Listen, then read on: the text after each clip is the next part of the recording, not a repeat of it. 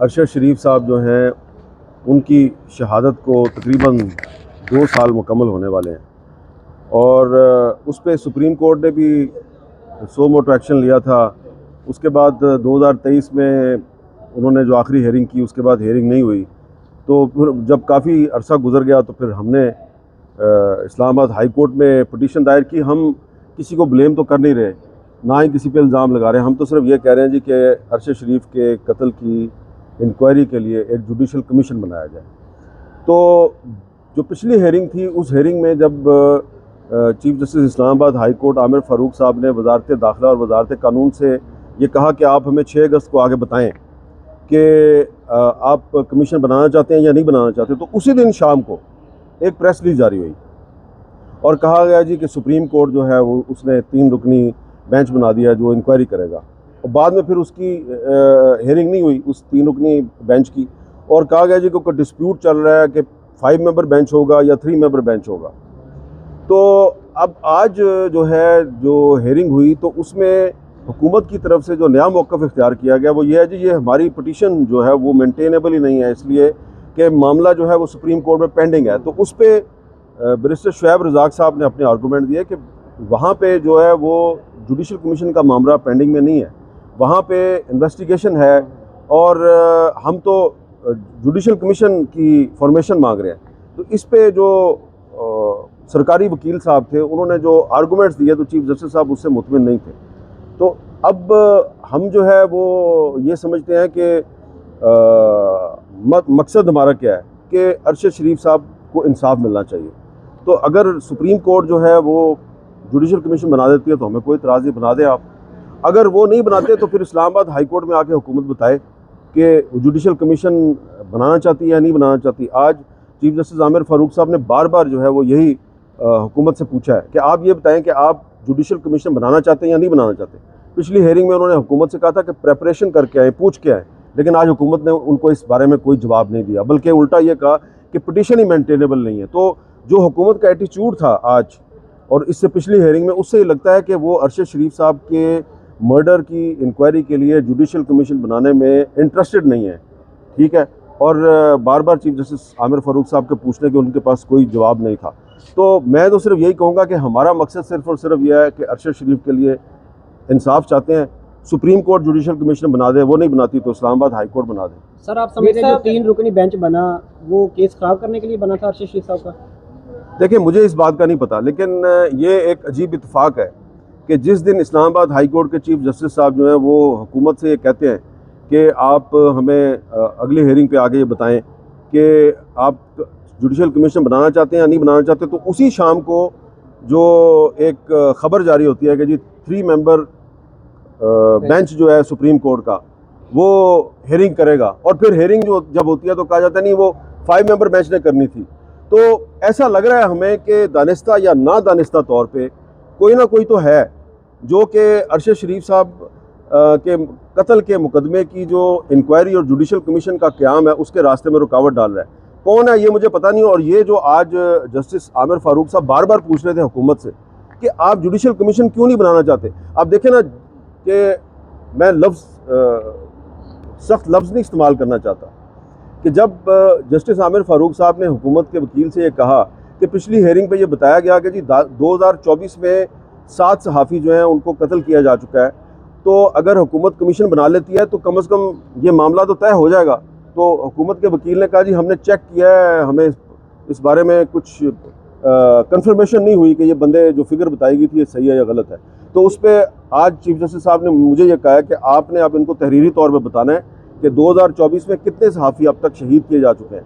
जब मैंने पिछली हेयरिंग में बताया था उस वक्त 7 थे, लेकिन अब 8 हो चुके हैं। तो इससे आप अंदाज़ा लगाएं कि जो हुकूमत है उसके मौक़िफ़ में आपको इंसाफ देने की नीयत नज़र नहीं आती, उसमें रौनक नज़र आती है। अच्छा अमीर साहब, आज जज साहब ने ये भी कहा कि attorney general is sharing away, वो भी पेश नहीं हो रहे, उनको क्या कबाहत है पेश होने में? और उन्होंने कहा कि JIT की जो 1 साल हो गया वो रिपोर्ट भी मैंने पढ़ी, उसमें कुछ भी सेटिस्फेक्शन हमारे पास नहीं है। तो अब आप क्या कहना चाहेंगे कि अटॉर्नी जनरल भी नहीं पेश हो रही? जी, मैं आपको एक बात बताता हूँ, आमिर भाई ने बता दिया। अटॉर्नी जनरल साहब को बार बार ये कोर्ट को कन्विंस करने से कासिर हैं कि मैटर अगर सुप्रीम कोर्ट में पेंडिंग है तो हाई कोर्ट नहीं ले सकती।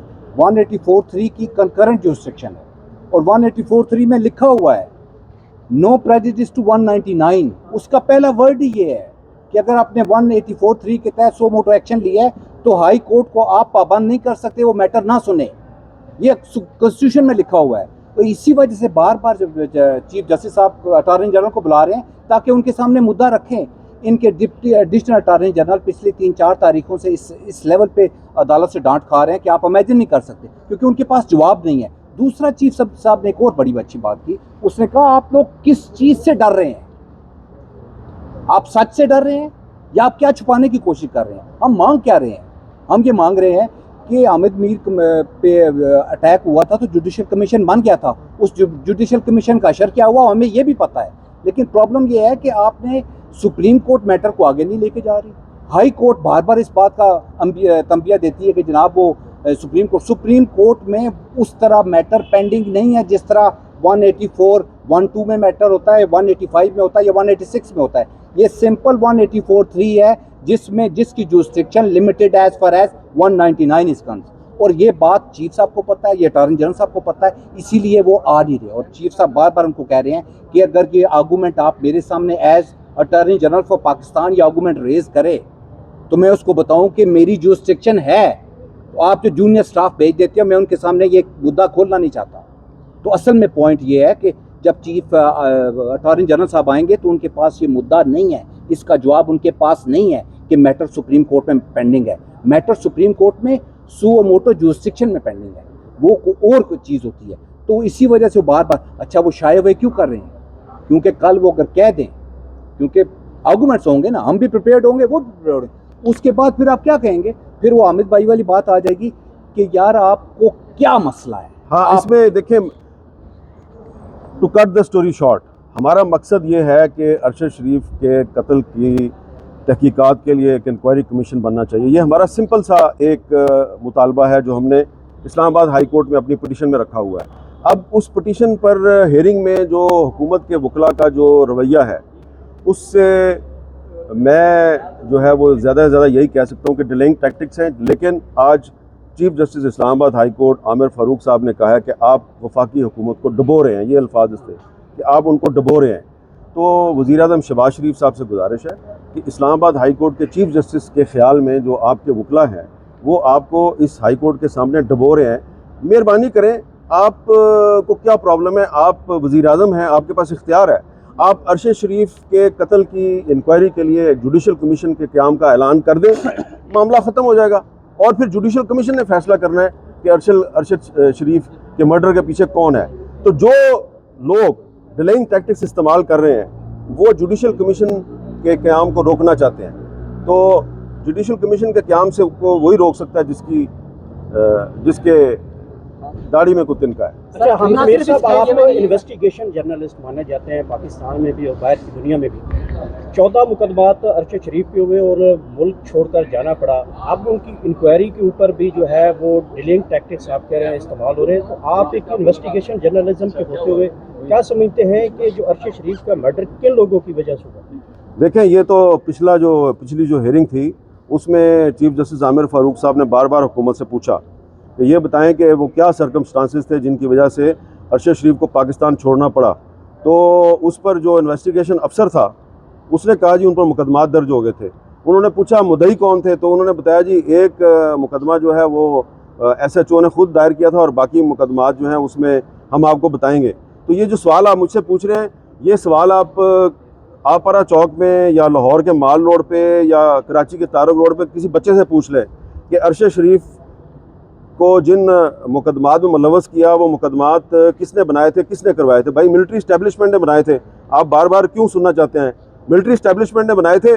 और अब अगर आज अरशद शरीफ का जो जुडिशल कमीशन है उसके राह में रोड़े अटकाए जा रहे हैं तो आप किस पे शक करेंगे? उन्हीं पे शक करेंगे ना जिन्होंने मुकदमात बनाए थे। तो इसलिए अगर वो समझते हैं कि हामिद मीर जो है वो हमारा गलत नाम लेता है तो मुझे गलत साबित करें और जुडिशल कमीशन के क़याम के लिए यस कर दें आप। सर, हुकूमती रवैये की आपने बात की, ना सिर्फ इस केस में बल्कि ओवरऑल जो हुकूमती रवैया है, क्या आप देखते हैं कि हालात बांग्लादेश की तरफ जा रहे हैं? आपकी वो स्टडी है इसमें? भाई फ़िलहाल मेरा मसला ये है कि अरशद शरीफ का जो मर्डर है उसकी इंक्वायरी के लिए एक जुडिशल कमीशन बनना चाहिए। और हुकूमत से गुजारिश कर रहे हैं कि अगर आप ये समझते हैं कि अरशद शरीफ के कत्ल में आपका या आपके सरपरस्तों का या फैसिलिटेटर्स का कोई किरदार नहीं है तो जुडिशल कमीशन बनाने का